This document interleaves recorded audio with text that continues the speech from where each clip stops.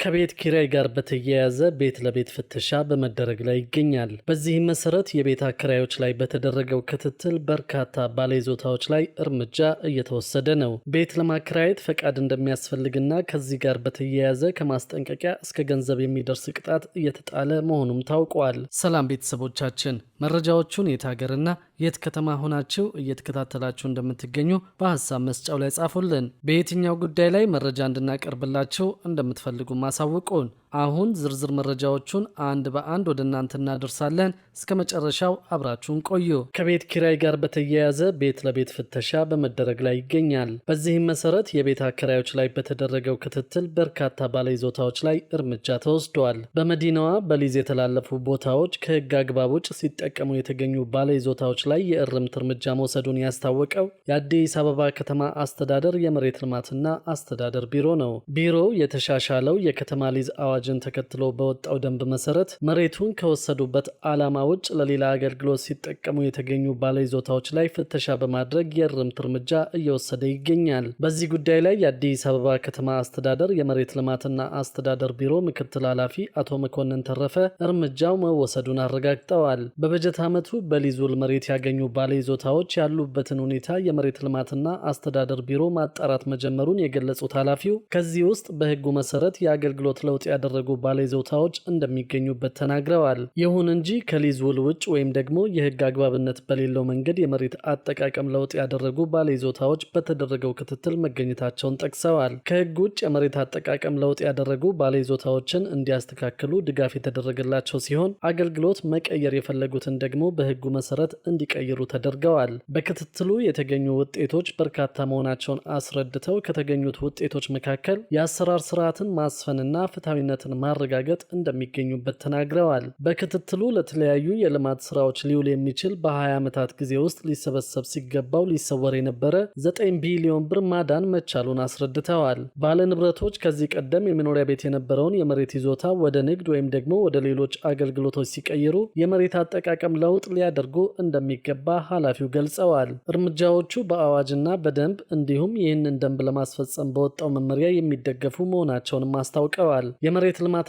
አስተዳደር ቢሮ የመሬት ሊዝ ገቢ የከተማውን አገልግሎት ለማሻሻልና የመሰረተ ልማት ግንባታ ወጪዎችን ለመሸፈን ትልቅ የፋይናንስ ምንጭ መሆኑን በመገንዘብ የተሰጠውን ገቢ የመሰብሰብ አቅም ማሳደጉን የተነገረው። በዚህም ከመስከረም 8 ቀን 2018 ዓ.ም ጀምሮ ባከናወነው የንቅናቄ ስራ ከ5210 የሊዝ ባለይዞታዎች ብቻ ከ1.6 ቢሊዮን ብር በላይ የሊዝ ገንዘብ መሰብሰብ ችሏል። በተለይም ባለፉት 35 ቀናት ውስጥ ብቻ በየቀኑ በአማካይ 63.4 ሚሊዮን ብር መሰብሰብ ስለመቻሉም ተገልጿል።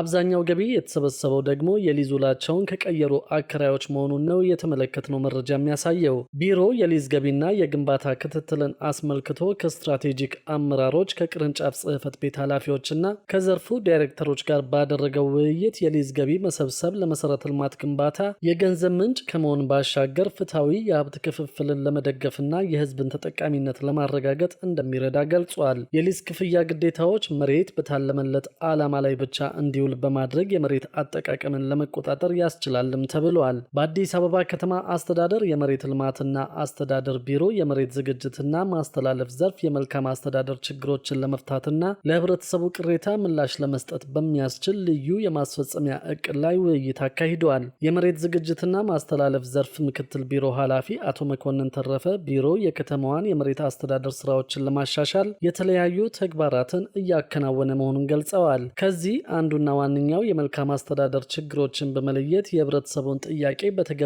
መመለስ ነውም ብለዋል። የቢሮ ስትራቴጂክ አመራሮች፣ የቅርንጫፍ ጽህፈት ቤት ኃላፊዎችና የዘርፉ ዳይሬክተሮች በተሳተፉበት በዚህ መድረክ ላይ የተስተዋሉ የመልካም አስተዳደር ችግሮችን በጥብቅ መገምገማቸውም ታውቀዋል። በውይይቱም ችግሮችን ለመቅረፍ እስከ ጥቅምት መጨረሻ ድረስ ተፈጻሚ የሚሆን ልዩ የማስፈጸሚያ እቅድ አዘጋጅቶ ተግባሩን በንቅናቄ ለመፈጸም መታቀዱ ተመላክቷል። ከቤት ኪራይ ጋር በተያያዘ ሌላም አዲስ መረጃ በመንግስት በኩል ይፋ ተደርጓል። በዚህ መሰረት ቤት ለማከራየት ፈቃድ እንደሚያስፈልግና ከዚህ ጋር በተያያዘ ከማስጠንቀቂያ እስከ ገንዘብ የሚደርስ ቅጣት እየተጣለ መሆኑ ታውቋል። ግንባታቸው ያልተጠናቀቁ ጅምር ህንፃዎች በበጀት እጥረት ምክንያት የገንዘብ ስራቸው እንዳይቋረጥ በገደብ በሚሰጥ ፈቃድ ግንባታቸው ሳይስተጓጎል አገልግሎት እንዲሰጡ የሚፈቅድ ደንብና መመሪያ ቢኖርም ከተገቢው የመንግስት ተቋም ፈቃድ ሳይሰጣቸው የኪራይ አገልግሎት ሲሰጡ የተገኙ 251 ህንፃዎች ላይ እርምጃ መውሰዱን የአዲስ አበባ ግንባታ ፈቃድና ቁጥጥር ባለስልጣን አስታውቀዋል። የባለስልጣኑ ምክትል ዋና ዳይሬክተር ኢንጂነር አበበ እሸቱ ጅምር ህንፃዎች ግንባታቸው ባይጠናቀቅም ተገልጋዮች ላይ ጉዳት በማያስከትል መልኩ ለኪራይ አገልግሎት እንዲውሉ በአዲስ አበባ ከተማ አስተዳደር ውሳኔ መተላለፉን አስታውሰዋል። ከውሳኔው በኋላ የደህንነት ችግር እንደሌለባቸው የተረጋገጠ በግንባታ ላይ የሚገኙ ህንፃዎች በየዓመቱ የሚታደስ የመጠቀሚያ ፈቃድ እየተሰጣቸው በኪራይ ገቢ የህንፃውን ግንባታ የሚያጠናቅቁበት እድል ቢመቻችም ያለምንም ፈቃድ በሚያከራዩት ላይ እርምጃ ተወስዷል ብለዋል። አስተዳደራዊ እርምጃ ከተወሰደባቸው 251 ህንፃዎች መካከል 161 ህንፃዎች ማስጠንቀቂያና የገንዘብ መቀጮ ተቀጠው አገልግሎታቸውን እንዲቀጥሉ ስለመደረጉ አንስተዋል። በጅምር ላይ ለሚገኙ ግንባታዎች ያልተጠናቀቀ ህንፃዎች የመጠቀሚያ ፈቃድ የሚሰጠው በማህበረሰቡ ላይ ጉዳት እንደማይደርስ ከተረጋገጠ በኋላ መሆኑን ተናግረዋል። ለሁሉም ያልተጠናቀቁ ህንፃዎች የመከራየት ፈቃድ አይሰጥም ያሉት ኢንጂነር አበበ ደንብና መመሪያውን በመተላለፍ ያለ ፈቃድ የሚያከራዩ የህንፃ ባለቤቶች ላይ እርምጃ መውሰዱ እንደሚቀጥል ገልጸዋል። ከወራት በፊት የመኖሪያ ቤት ቁጥጥርና አስተዳደር አዋጅ መውጣቱን ተከትሎ ከኪራይ ጋር በተያያዘ አዳዲስ አካሄዶች መተግበር ጀምረዋል። የአዲስ አበባ ከተማ አስተዳደር ባወጣው መመሪያ መሰረት የሚከራዩ ቤቶችን በቸለተኝነት ያላስመዘገቡት ላይ ቅጣት ይጣልባቸዋል ማለቱም ይታወሳል። ቅጣቱንም በተመለከተ እስከ 3 ወር ውሉን ያላስመዘገበ አከራይ በተለያየ ደረጃ የሚያከራየውን ቤት የኪራይ ዋጋውን ይከፍላል ተብሏል። ከቅጣቱ በተጨማሪ በአስገዳጅ ሁኔታ ወደ ውል እንዲገቡም ይደረጋል የተባለው እነዚህ ሁሉ ጉዳዮች ተደማምረው የቤት ኪራይ ዋጋን እያናሩት መሆኑን ነዋሪዎች ተናግረዋል። መንግስት እርምጃ ካልወሰደ በሚያገኙት ገቢ ቤት ተከራይተው ለመኖር እንደሚቸገሩም ደጋግመው ገልጸዋል። ጠቅላይ ሚኒስትር አብይ አህመድ በቅርቡ ከከፍተኛ አመራሮች ጋር ባደረጉት ውይይት ከፍተኛ የቤት ችግር ስላለ እሱን ለመቅረፍ እየተሰራ ነው ማለታቸው የሚታወስ ነው።